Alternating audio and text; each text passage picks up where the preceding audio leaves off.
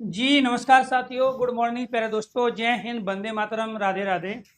आज की जो हमारी क्लास है उसमें टॉपिक चल रहा है विराम चिन्ह। और विराम चिन्ह में अब तक हम कुछ विराम चिन्हों के बारे में पढ़ चुके हैं। जो बच गए उसको करना है कंप्लीट। विराम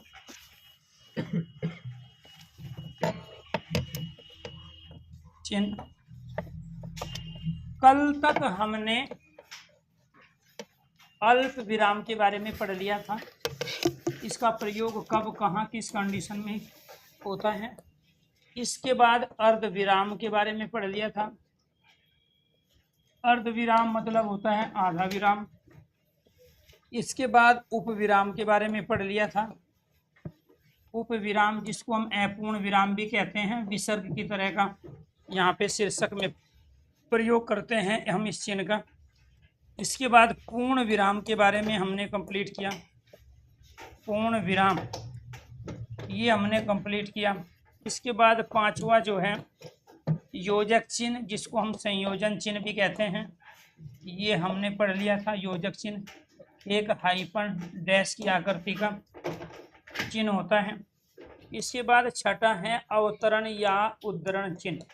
ये 6 चिन्हों के बारे में कल की क्लास में हमने चर्चा की। इसमें किसी का कोई डाउट हो तो आप अपना डाउट पूछ सकते हैं। अवतरण चिन्ह हमारा ये इकरा चिन्ह था, और एक हमारा ये दुगरा चिन्ह था, जो नारों में, सूक्तियों में, महापुरुषों की महत्वपूर्ण पंक्तियों में हम इसका प्रयोग करते हैं। आज जो बारी है दोस्तों वो है हमारे 7वें विराम चिन्ह की। और 7वां जो विराम चिन्ह है वो है हमारा निर्देश या निर्देशन चिन्ह। निर्देश या निर्देशन चिन्ह हेडिंग में हम हमेशा इसका प्रयोग करते हैं। एक बड़ा निशान होता है, ये आपको ध्यान रखना है। इस तरीके का कई बार हम तीर का निशान है, कई बार हैज है, कई बार @ का हम प्रयोग इसमें करते हैं। साथ के साथ इसमें हम 1, 2, 3, 4 इस तरह मार्क्स का भी प्रयोग कर लेते हैं। कई बार A, B, C और D, ये सारे डायरेक्शन और निर्देश के लिए हम प्रयोग करते हैं। मान के चलो आपने हेडिंग डाला है और हेडिंग डाल दिया आपने प्रस्तावना, और प्रस्तावना में आपने निर्देशन चिन्ह लगाया। आपने हेडिंग डाला निर्देश निष्कर्ष, तो आप ये चिन्ह लगा के ही आप इसका प्रयोग करते हैं। क्लियर? अगर मेरी आवाज़ आप तक क्लियर पहुंच रही है, सब कुछ क्लियर है, तो एक बार सारे स्टूडेंट ओके कीजिए, यस कीजिए। जी, जो क्लास आपकी नहीं चल रही है उसमें से एक बार ऐप को दोबारा से प्ले स्टोर से डाउनलोड करो। फिलहाल ये ऐप को डाउनलोड करके, जिसकी वजह से थोड़ी बहुत प्रॉब्लम आप लोगों को आ सकती है। ठीक है, तो जिसकी क्लासें स्मूथली नहीं चल रही है वो इस ऐप को डिलीट करे, दोबारा से प्ले स्टोर से डाउनलोड करे, या फिर जो ऐप आपके पास है इसको आप अपडेट करते रहें। जो भी आपको दिक्कत दुविधा है वो अपने आप दूर होती रहेगी। इसके बाद 8वां जो विराम चिन्ह है दोस्तों आपका, उसको कहते हैं हम विवरण चिन्ह। इसको क्या बोलेंगे हम? इसको बोलेंगे हम विवरण चिन्ह बोलेंगे इसको। ठीक है, ये आपको ध्यान रखना है। विवरण चिन्ह का प्रयोग पहले 2 बिंदु, इनके बीच में ये निर्देशन चिन्ह। इसका प्रयोग जैसे आप एड्रेस लिखते हैं, पता लिखते हैं, तो भी आप प्रयोग करोगे। आपको नोट लिखना होता है कोई चीज़, ठीक है, तो भी आप इसका प्रयोग करोगे। तो पते के बाद में एड्रेस जो आप लिखते थे, नोट जो लिखते थे, आप हमेशा विवरण चिन्ह का प्रयोग करें। विवरण चिन्ह में कम से कम शब्दों में, कम से कम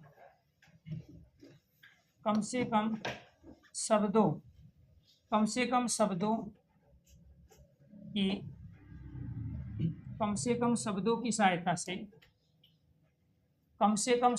सहायता से, पूर्ण स्पष्टीकरण, कम से कम शब्दों की सहायता से पूर्ण स्पष्टीकरण, कम से कम शब्दों की सहायता से पूर्ण स्पष्टीकरण करते हैं इसमें विवरण चिन्ह के अंतर्गत। इसके बाद प्यारे दोस्तों हमारा 9वां जो चिन्ह है, इसका जो प्रयोग करते हैं हम, वो करते हैं लोप चिन्ह के रूप में। तो लोप चिन्ह क्या होता है जी? आपकी 3 ये क्रॉस है, इसका प्रयोग कहाँ करेंगे? अमर्यादित या अश्लील शब्दों के स्थान पर शब्दों के स्थान पर, या फिर असभ्य अमर्यादित, असभ्य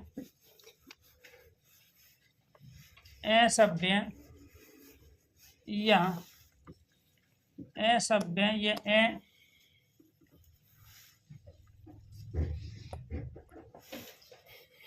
अमर्यादित शब्द के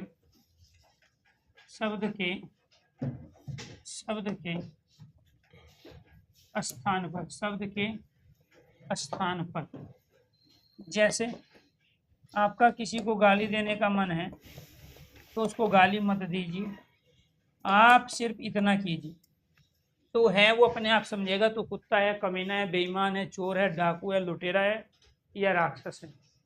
आपको गाली देने की आवश्यकता नहीं, एक पर्ची पे बस इतना लिखो तू, और फिर लोभ चिन्ह लगा दो, सामने वाला अपने आप अपने अनुसार समझ लेगा तो क्या है। तो इसमें असभ्य, जब गाली देने का किसी को मन हो तो डायरेक्ट गाली ना दो, क्योंकि आप बुरे कहलाओगे। आपको केवल एक पर्ची पे लिख के देना है लोभ चिन्ह का प्रयोग करते हुए। इसके बाद 10वां जो चिन्ह है आपका वो होता है लांघव चिन्ह। इसका प्रयोग 10वें का हम यहाँ करेंगे। 10वें चिन्ह है आपका लांघव चिन्ह। लांघव चिन्ह में हम संक्षेपण के लिए शब्दों का संक्षेप रूप लिखने के क्रम में इसका प्रयोग किया जाता है। अगर आपको संक्षिप्त में लिखना है, जैसे फॉर एग्जाम्पल आपको डॉक्टर लिखना है, प्रोफेसर लिखना है, आपको दिल्ली पुलिस लिखना है, आपको उत्तर प्रदेश लिखना है, उत्तर प्रदेश, आपको उत्तर प्रदेश पुलिस लिखना है, उत्तर प्रदेश पुलिस, आपको मध्य प्रदेश लिखना है, तो आप इसका प्रयोग करोगे। ऐसे ही आप इंग्लिश में भी करते हो प्रयोग। बीए है तो यहाँ दे दिया, एमए है तो यहाँ दे दिया, एमफिल है तो यहाँ आपने इस रूप में प्रयोग कर लिया। तो ये जो बिंदी लगी है ना यहाँ पे, ये आपकी वही चीज है। तो यहाँ क्या प्रयोग करोगे आप, यहाँ पे प्रयोग करोगे आप इसका, बीच में नहीं लगेगा, लास्ट में लगेगा यहाँ। ये वाला चिन्ह, इस चिन्ह को कह रहे हैं हम यहाँ पर क्या, इस वाले चिन्ह को हम क्या कह रहे हैं, लांघव चिन्ह कहते हैं। लांघ जाते हैं, पूरा ना उच्चारण करके इसको क्या कर देते हैं, लांघ जाते हैं। तो ये आपको ध्यान रखना है। तो ये क्या है आपका लांघव चिन्ह। 11वां जो चिन्ह है जी आपका, 11वां चिन्ह है आपका यहाँ पर कोष्टक चिन्ह। कोष्टक ना करके पहले त्रुटि पद, काग पद, त्रुटि पद, काग पद, अहांस पद, ठीक है, विस्मरण, विस्मरण मतलब भूल सुधार, विस्मरण चिन्ह, विस्मरण चिन्ह, विस्मरण चिन्ह, भूल सुधार, भूल सुधार चिन्ह। ये लेमड़े की आकृति का होता है, ये वाला चिन्ह है जी आप। ये चिन्ह कौन सा होगा, ये लेमड़े की आकृति का जो चिन्ह होता है, इसको हम त्रुटि या भूल सुधार चिन्ह कहते हैं। जैसे राजा दशरथ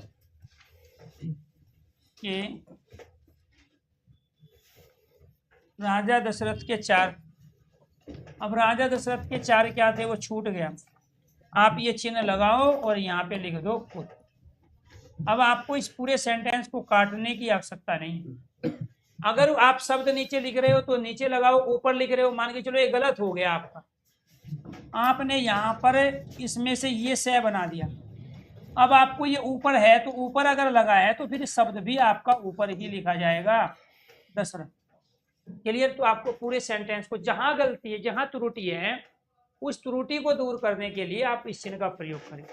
त्रुटि मतलब गलती, तो इसको कहते हैं त्रुटि पद, काग पद। ये कौवे की आकृति है, ये आप इसके स्थान पे क्या प्रयोग करते हो, वी या फिर ये करते हो, ये कोई चिन्ह ही नहीं है। इसके स्थान पे हम इस चिन्ह का प्रयोग करते हैं केवल। क्लियर? इसी को विस्मरण चिन्ह बोलते हैं, भूल सुधार चिन्ह बोलते हैं। इसके बाद 12वां चिन्ह है आपका कोष्टक चिन्ह। 12वां चिन्ह आपका क्या है, कोष्टक चिन्ह है, और इसमें हम छोटे कोष्टक का प्रयोग करते हैं और एक बड़े कोष्टक का प्रयोग करते हैं। बड़े कोष्टक का प्रयोग बड़ी डिजिट के लिए, छोटे कोष्टक का प्रयोग छोटे डिजिट के लिए। जो रह जाएगा वो रह जाएगा, ठीक है।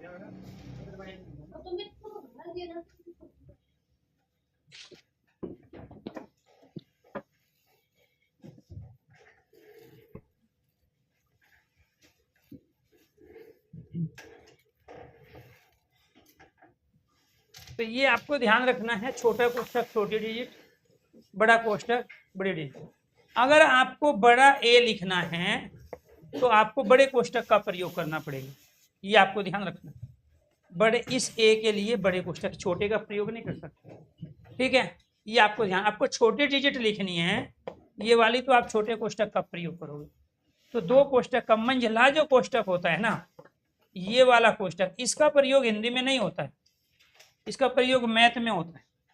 इसके बाद हमारा चिन्ह है तुल्यता चिन्ह। क्या है जी, तुल्यता चिन्ह। तुल्यता चिन्ह क्या होता है, बराबर का चिन्ह होता है तुल्यता चिन्ह, ठीक है। आपको शब्दार्थ के लिए हम प्रयोग करते हैं, शब्दार्थ के लिए तुल्यता चिन्ह का प्रयोग होता है। तुल्यता चिन्ह का प्रयोग, जैसे यहाँ शब्द आ गया सन्निधि। अब आपको सन्निधि का अर्थ पता ही नहीं है, क्या आ गया जी आपका, सन्निधि आ गया। तो सन्निधि का अर्थ क्या होता है, अत्यंत निकटता। तो सन्निधि का अर्थ क्या होता है, अत्यंत निकटता। तो शाब्दिक अर्थ का प्रयोग कर लिया आपने। ऐसे ही कोष्टक चिन्ह का प्रयोग क्या करोगे, मैंने रात को मयंक, और यहाँ पे लिखोगे इस वाले मयंक को हम क्या कहते हैं, चंद्रमा। मैंने रात को मयंक देखा। अगर आप चंद्रमा के लिए मयंक शब्द का प्रयोग कर रहे हो तो फिर आपको कोष्टक में बताना पड़ेगा कि यहाँ मयंक कोई लड़का नहीं है, यहाँ मयंक क्या है, मयंक यहाँ चंद्रमा है, ठीक है जी। भाई ऐप में थोड़ी प्रॉब्लम आ रही है, ठीक है, जिसकी वजह से आप में से सभी बच्चों की नहीं, कुछ बच्चों की क्लासें डिस्टर्ब हुई होगी, ठीक है।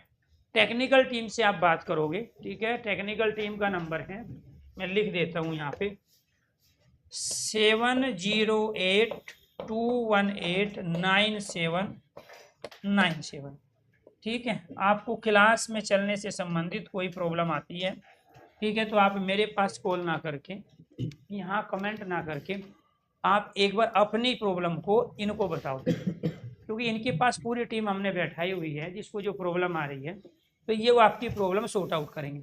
अगर ये प्रॉब्लम सॉर्ट आउट नहीं करते हैं तो फिर आप मुझे एक मैसेज करेंगे, जो आपको प्रॉब्लम, आपका कौन सा कोर्स है, आपका पहले उसमें अपना नाम लिखोगे, फिर अपना कोर्स लिखोगे, जो प्रॉब्लम आ रही है फिर अपनी प्रॉब्लम लिखोगे, मेरे को मैसेज भेज दोगे।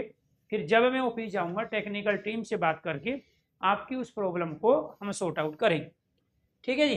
क्योंकि मैं रहूँगा क्लास में सुबह से शाम तक, और आप मुझे कॉल करते रहोगे तो उसका कोई सॉल्यूशन है ही नहीं, ठीक है। तो ये आपको ध्यान रखना है। तो ये क्या है जी, सन्निधि का अर्थ क्या होता है, अत्यंत निकटता। तो ये यहाँ पर है आपका तुल्यता अर्थात बराबर का चिन्ह। इसके बाद 14 नंबर जो है आपका वो है आवर्ती चिन्ह। क्या है जी आपका, आवर्ती चिन्ह। इस आवर्ती चिन्ह का प्रयोग कहाँ करोगे जी आप, इस रोग, जैसे आपने लिखा महावीर प्रसाद द्विवेदी, महावीर प्रसाद द्विवेदी।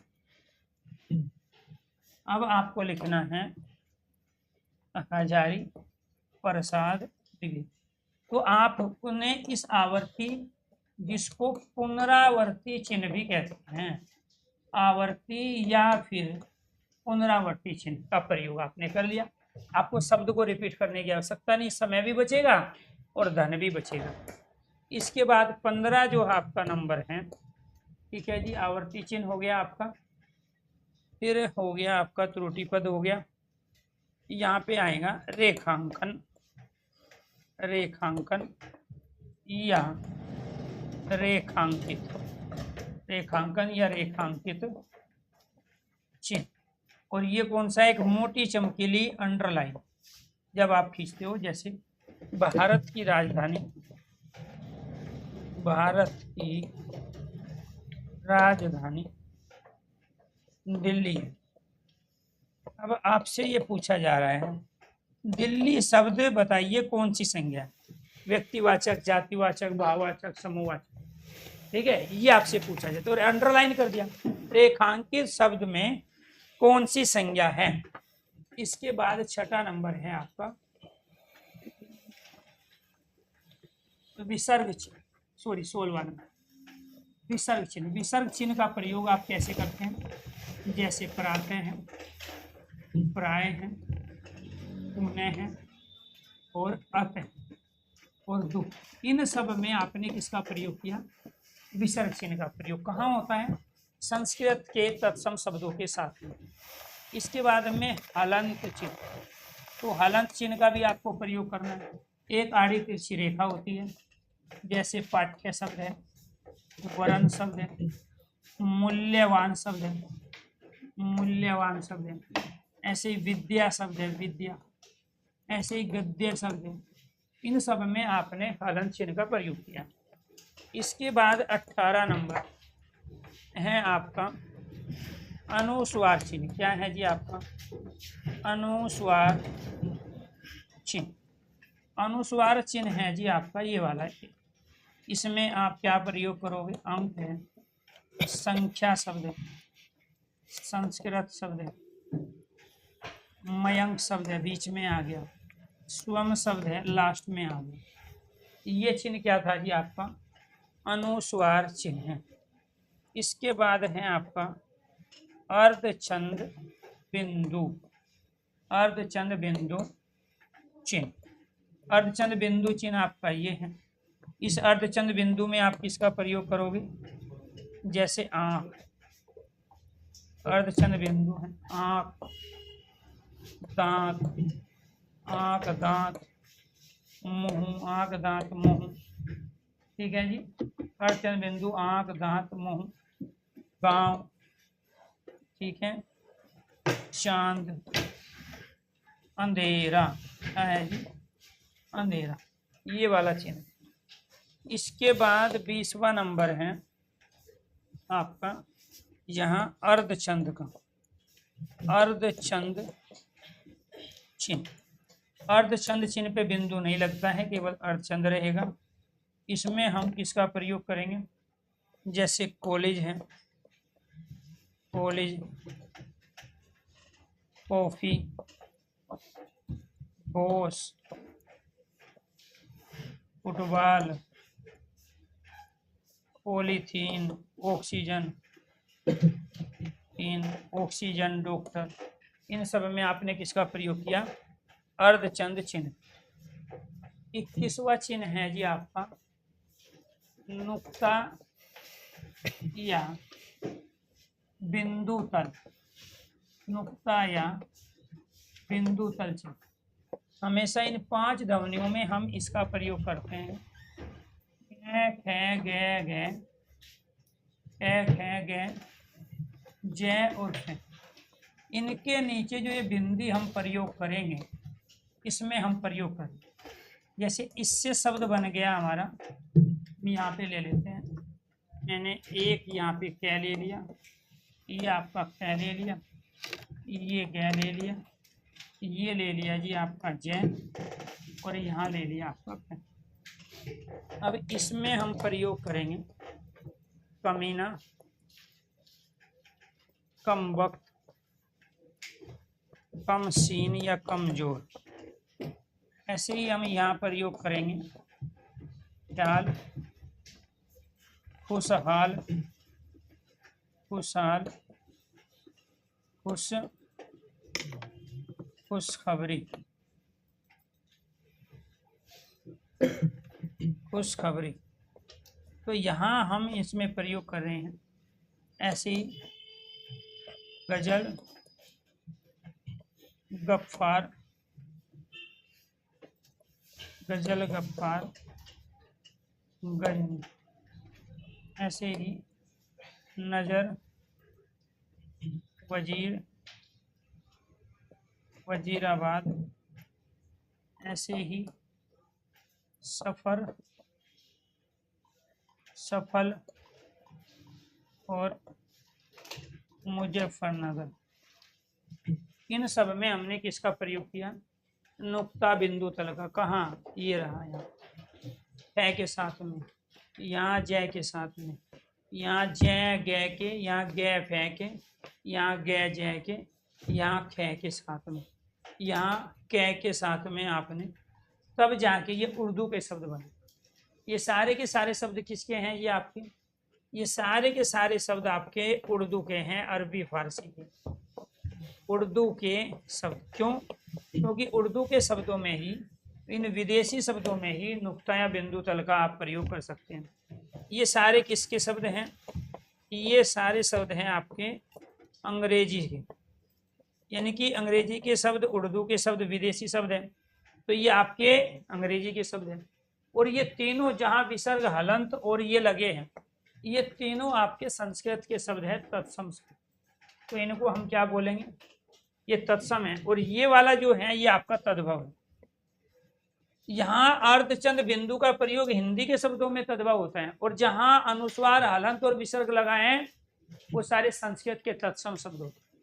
तो पहले 16, 17, 18 कंडीशन संस्कृत के तत्सम शब्दों की है, 19वीं कंडीशन हिंदी के तद्भव शब्दों की है, 20वीं कंडीशन आपकी अंग्रेजी के विदेशी शब्दों की है, और 21वीं कंडीशन उर्दू आपके विदेशी शब्दों की है। तो ये आपको ध्यान रखना है।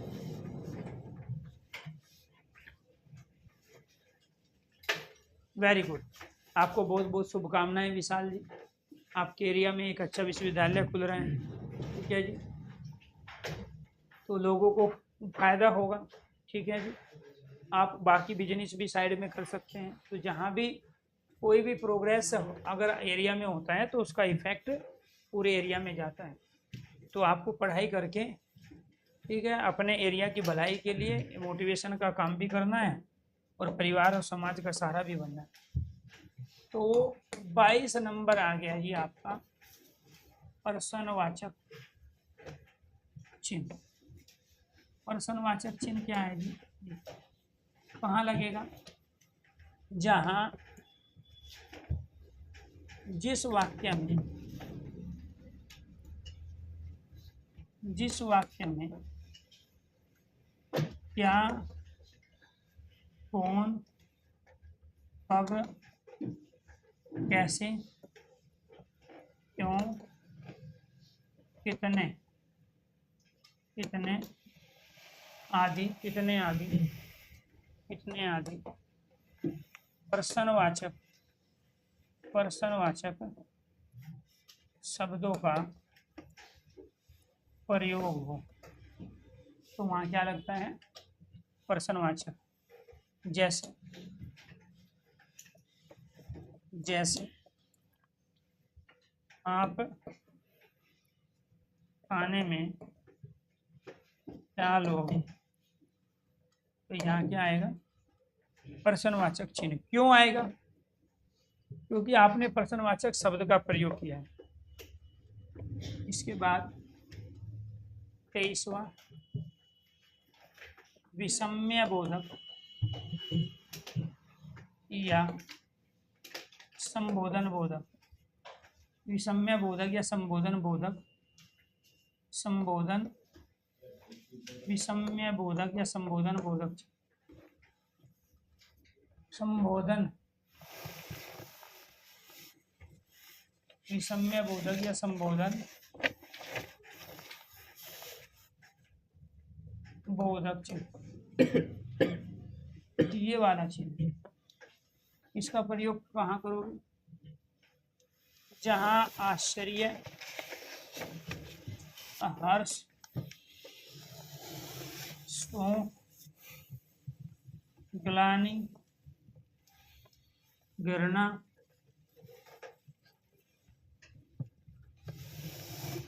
आशीर्वाद आशीर्वाद संबोधन, आशीर्वाद संबोधन संबोधन। तो आश्चर्य क्या है? जैसे शाबाश। हर्ष क्या है? वाह। ऊँट क्या है? हाय हाय। ग्लानि घृणा क्या है? छी छी। आशीर्वाद क्या है? जीते रहो। संबोधन क्या है? ए और अरे। अरे आदि, अरे आदि। मनोभाव या मनोविकार, मनोभाव या मनोविकार को प्रकट करने के लिए, प्रकट करने के लिए, मनोभाव या मनोविकार को प्रकट करने के लिए शब्द आए, तो वहाँ किसका प्रयोग करोगे?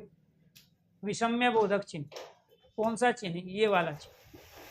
पहले एक खड़ी पंक्ति लाइन होगी, उसके नीचे बिंदी, इसको बोलते हैं विषम्य बोधक चिन्ह। इसके बाद 24 हैं शिरोरेखा चिन्ह। शिरोरेखा, शिरोरेखा चिन्ह कौन सा है? ऊपर लगता है वर्णों को आपस में जोड़ने के लिए, वर्णों को परस्पर जोड़ने के लिए इसका प्रयोग किया जाता है, शिरोरेखा। दूसरा, वर्णों से सार्थक व निरर्थक शब्द निर्माण में इसका प्रयोग होगा। जैसे फॉर एग्जाम्पल ML, 3 वर्ण लिए, ऊपर शिरोरेखा लगा के एक शब्द बना लिया। ऐसे ही ये आपको ध्यान रखना, यहाँ न, मैं और के, शिरोरेखा लगाई ऊपर और शब्द बना लिया नमक। तो यहाँ चाय सार्थक शब्द हैं, वाय निरर्थक शब्द हैं, लेकिन ये वर्णों से शब्दों के निर्माण में ऊपर जो हमने यहाँ प्रयोग किया, इसको शिरोरेखा कहते हैं। इसको क्या कहेंगे? इसको शिरोरेखा। अब इस शिरोरेखा का प्रयोग कभी भी आपको ध्यान रखना है, देह के साथ ऐसे नहीं होगा, ये अपने आप में गलत है। ये वाला जो देह है इसमें ऐसे ही ए के साथ है, ये वाला ए है, इसमें शिरोरेखा का प्रयोग यहाँ होगा, बीच में गए हो। तो यानी कि ये और ये आपको ध्यान रखना। अगर आप इस पे यहाँ पे खींच दोगे इसके ऊपर, तो ये देह के स्थान पे, देह धनुष के स्थान पे गए घर बन जाए। ऐसे ही ये भी आपको ध्यान रखना है। कई बार हम जब यहाँ पर कोई ऐसा वर्ण लेते हैं जिसके ऊपर शिरोरेखा लगाने से वो चेंज हो जाए, तो वहाँ आपको गैप छोड़ना होता है। क्या छोड़ना होता है?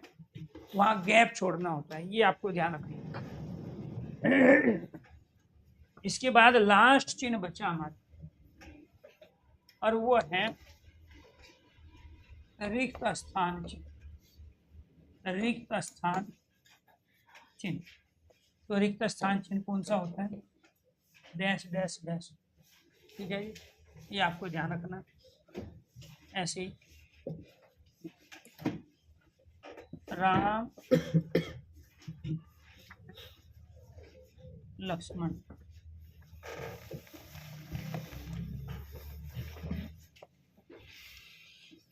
ये साथ 1। अब यहाँ क्या आएगा? राम व लक्ष्मण किसके साथ बन गए? रावण के साथ गए, रथ के साथ गए, घोड़े के साथ गए, लव कुश के साथ गए। तो राइट आंसर क्या होगा? राम लक्ष्मण सीता के साथ। कभी भी रिक्त स्थान आप ऐसे बीच में नहीं लगा सकते। रिक्त स्थान नीचे होते हैं जहाँ शब्द है, ये वो शब्द है यहाँ, ऐसे ये लक्ष्मण यहाँ है तो रिक्त स्थान यहाँ है, बीच में नहीं लगेंगे, बीच में तो कट जाएंगे। क्लियर? तो ये आपको ध्यान रखना है। तो रिक्त स्थान क्या है आपका? Fill in the blanks. तो ये था जी आपका विराम चिन्ह। अब आप क्या पढ़ोगे, क्योंकि आप जिस ग्रुप को कर रहे थे उस ग्रुप में से आपको ये बताया गया कि पहले आपको विराम चिन्ह कराया जाएगा। पहले आपको क्या कराया जाएगा? विराम चिन्ह। विराम चिन्ह के बाद नंबर किसका था? कारक। इसके बाद नंबर किसका था? समास का। इसके बाद नंबर किसका है? लिंग का। इसके बाद नंबर किसका है? वचन। इसमें से आज आपने विराम चिन्ह को कंप्लीट कर लिया। तो ये जो क्लास हो